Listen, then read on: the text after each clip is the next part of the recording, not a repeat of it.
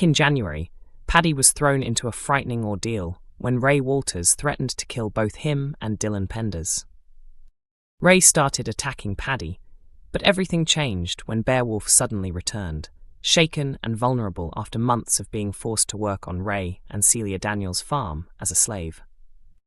In a desperate moment, Bear grabbed Ray and tightened his grip around his throat, killing him. Afterwards, Paddy and Dylan quickly tried to shield Bear from the consequences. They hid Ray's body in a depot van and came up with a story to cover what had happened, hoping to keep Bear out of prison. However, Bear's fragile state made it impossible for him to keep the secret. He was arrested and repeatedly questioned about Ray's death. For most of the investigation, Bear insisted he was alone when Ray died. When D.S. Walsh uncovered the truth, a distressed Bear changed his story and admitted he had intended to kill Ray. He made this confession in an attempt to protect Paddy, but it has left him facing the possibility of life behind bars. When Paddy discovered this, he chose to tell the police the truth. He went to the station alongside Dylan, where both were charged with perverting the course of justice. Now Paddy, Dylan and Bear are all waiting for trial and could each be sent to prison. In tonight's episode, Paddy asked Vanessa Woodfield and Rona Goskirk if he could return to work at the veterinary practice. Because of the charges against him, he hasn't been allowed to work, but they could see he needed something to take his mind off things. Rona agreed to let him help out on reception for a short time.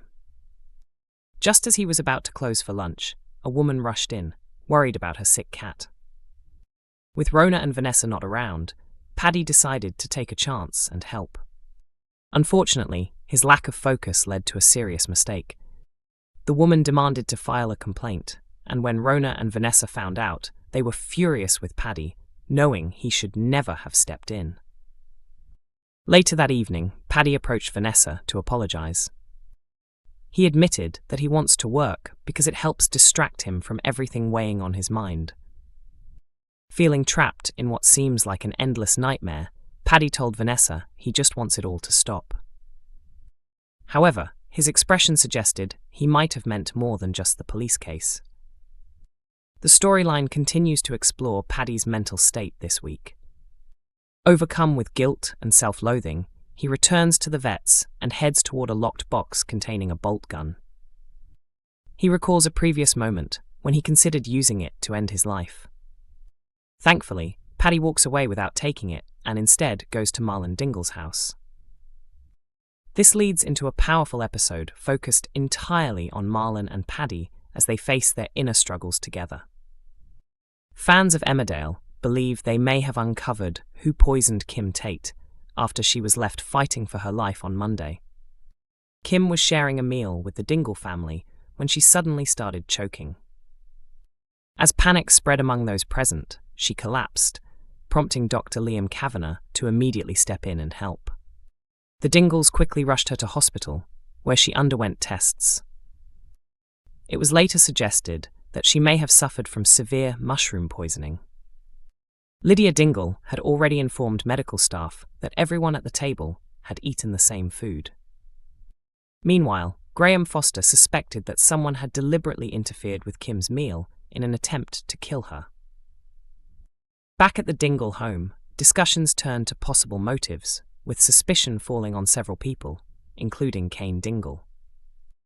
Kane remarked that Kim's death would be the best possible outcome, shocking the others, while also raising doubts about him. He reminded everyone that both Chas Dingle and Caleb Milligan had joked about killing Kim the previous day, although Chas insisted it was not serious. Ruby Milligan also made a comment about Kim ending up in the morgue, but maintained she was not involved. Kane then questioned whether Caleb could have poisoned Kim through the red wine he had brought along, before turning his attention to Sam. Since Sam had collected the mushrooms used in the meal, Kane wondered if they might have been the cause of the poisoning. As the episode drew to a close, several members of the family appeared suspicious, while Graham made it clear he was determined to uncover the truth. Viewers quickly took to social media to share their theories, with some suggesting that Lydia might be being set up. Although Kane and even Joe Tate have been suspected recently, many fans are convinced neither of them is responsible. Instead, some viewers believe Caleb is behind the incident due to his past conflict with Kim. Others think Chas may have been involved alongside him following their earlier joke. One fan suggested that Caleb was the likely culprit. Another pointed out that Kim was the only one drinking the red wine Caleb provided, noting he kept refilling her glass. A different viewer urged Caleb to stay away from Kim, while another questioned whether both Chas and Caleb might have genuinely tried to poison her. Some fans also considered Ruby as a possible suspect. However, others argued that such an outcome would be too predictable and suggested Joe or even Kane could still be involved. One viewer speculated that Joe might be plotting again, while another wondered if any harm coming to Kim could be made to look like Lydia was responsible. Another theory suggested that if Lydia were accused of murder, she would be unable to inherit, hinting at a larger scheme. Emmerdale's Graham is left seriously injured after a brutal confrontation, with another shocking twist unfolding soon after. Thinking back to the Corriedale episode, Graham had Jodie locked in the back of his van, but ended up letting her escape by mistake.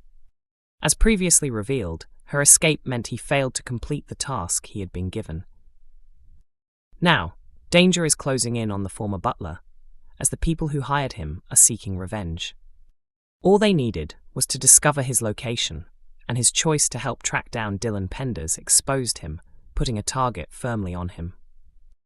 Meanwhile, Vanessa Woodfield informs Rona Goskirk that she needs to head to Home Farm to look after Kim's horses.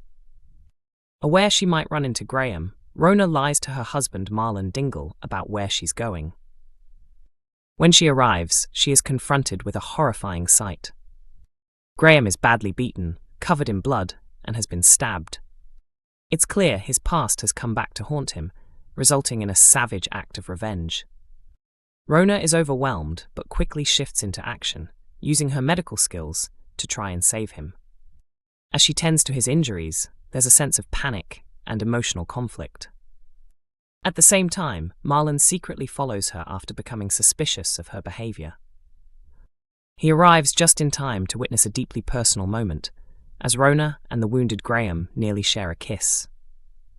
Marlon then confronts Rona, questioning whether her true feelings lie with Graham. Her reaction gives him all the answers he needs without her saying a word. With Graham fighting for his life, Rona now faces the possibility of losing both him and Marlon at the same time.